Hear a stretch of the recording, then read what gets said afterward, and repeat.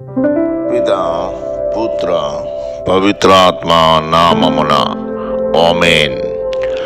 క్రీస్తునాథుని యందు మిక్కిలి ప్రేమ గల ప్రియమైన సహోదరి సహోదరులారా, ఈరోజు మనము తపస్కాల 2వ ఆదివారంలోనికి ప్రవేశించి ఉన్నాం. ఈ తపస్కాల 2వ ఆదివారము మనము ధ్యానించేటువంటి పట్టణాలు ఒకసారి పరిశీలించి చూసినట్లయితే, మొదటి పట్టణము ఆదికాండము 22వ అధ్యాయము 1 నుండి 2 వచనములు మరియు 9 నుండి 13 వచనములు మరియు 15 నుండి 18 వచనములు.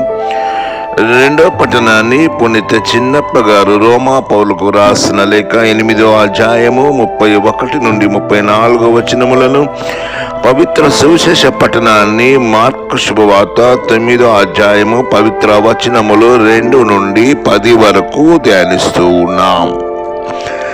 ఓ సర్వేశ్వర, మీ ముఖ సౌందర్యమును ఆశించుచున్నాను, మీ ముఖము అందమునే కోరుకొనుచున్నాను. కావున మీ ముఖమును నా నుండి త్రిప్పుకొనకుడు అని నా హృదయము మీతో చెప్పుచున్నది.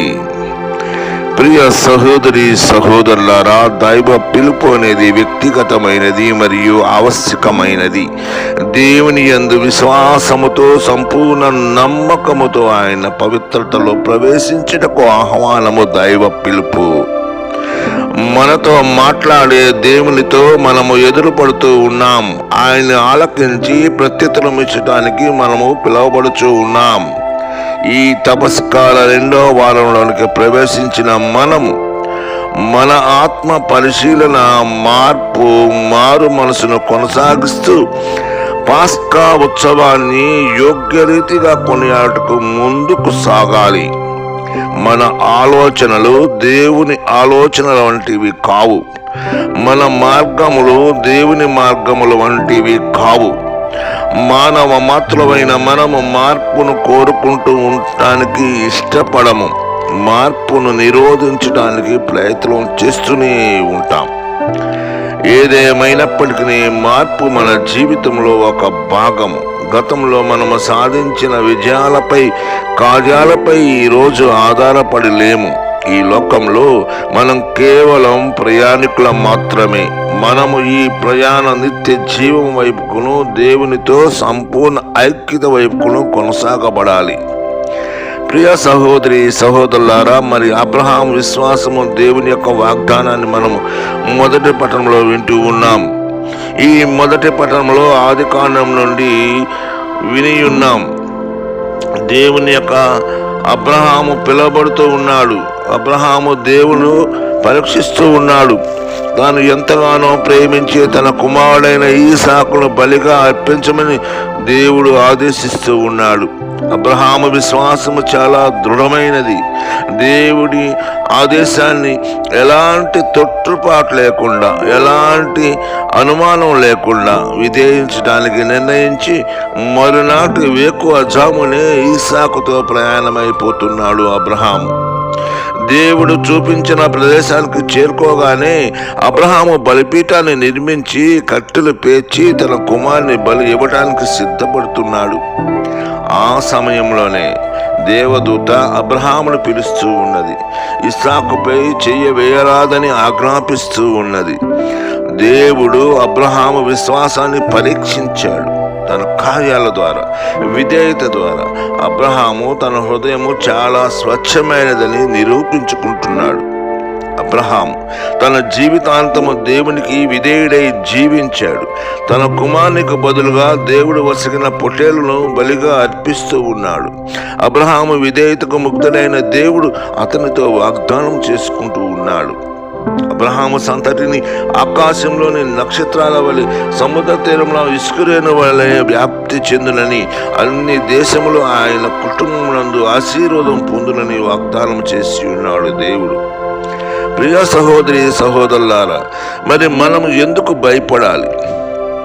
2వ పట్టణంలో పునీత పౌలు గారు ఓర్పు, సహనము కలిగి విశ్వాస పాత్రులుగా ఉండాలని చెప్తున్నారు.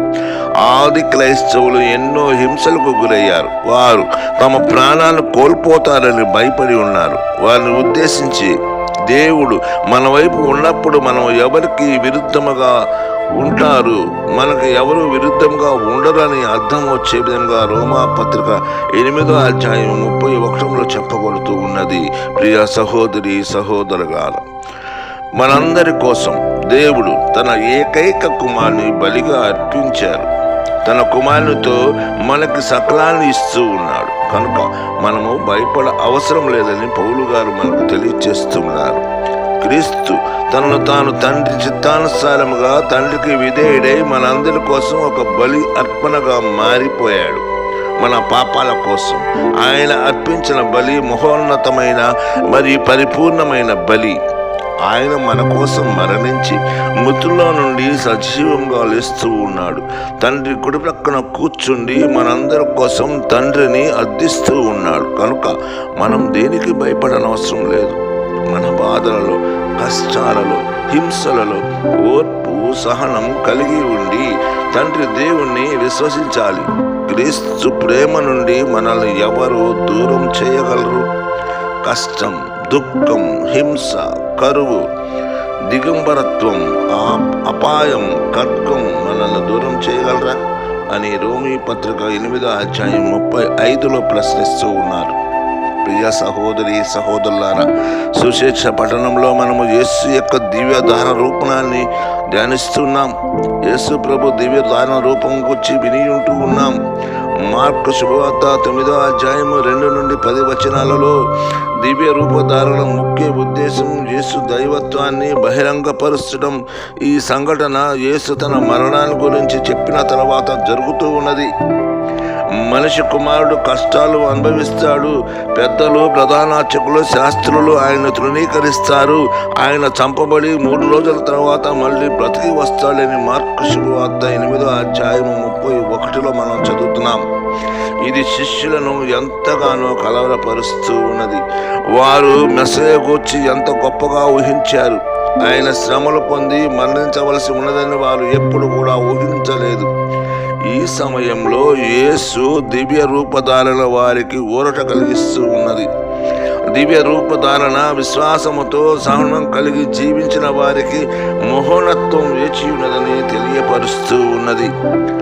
యోహాను తన సువిశేషంలో యేసుని మహోన్నత్వమును వారు చూశారని రాస్తూ ఉన్నాడు. ఇది యేసు దైవత్వానికి నిదర్శనం. ఏలియా, మోషేల దర్శనం, ప్రవక్తలు, చట్టము యేసు ప్రభునిలో పరిపూర్ణమయ్యాయని సూచిస్తూ ఉన్నది. ఈయన నా ప్రియ కుమారుడు, ఈయన మాట వినండి అని మార్కు శుభవార్త 9వ అధ్యాయం 7వ వచనంలో పవిత్రాత్మ సర్వేశ్వరుడు తన స్వరాన్ని శిష్యులకు వినిపిస్తూ ఉన్నారు. క్రీస్తు తండ్రి దేవుని సందేశాన్ని ఈ లోకానికి తెచ్చి ఉన్నారు కాబట్టి ఆయన సందేశాన్ని మనం ఆలకించాలి. ఆలకించడమే కాదు, ఆ సందేశాన్ని మన ప్రత్యుత్తరాన్ని ఇవ్వాలి. దేవుడు మనతో అనేక కార్యాలు, అనేక విధాలుగా, అనేక రూపాల్లో మాట్లాడుతున్నాడు. ఆయన స్వరాన్ని ఆలకించుదాం. దేవుని పిలుపుకు ప్రత్యుత్తరం ఇద్దాం. క్రీస్తును ఆలకించాలి. ఎందుకంటే ఆయన నిత్య జీవపు మాటలు కలవాడు.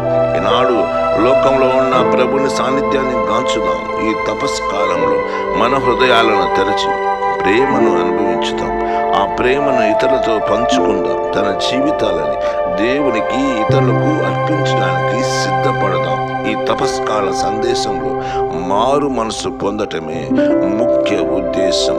మనం చేసిన ప్రతి పాపాన్ని క్షమించమని ఆ దేవదేవుని వేడుకుంటూ ఈ యొక్క వాక్యం ద్వారా మనందరినీ కూడా ప్రభు, పితా, పుత్ర, పవిత్రాత్మ నామమున ఆశీర్వదించి కాచి కాపాడునుగాక. ఆమేన్, ఆమేన్, ఆమేన్.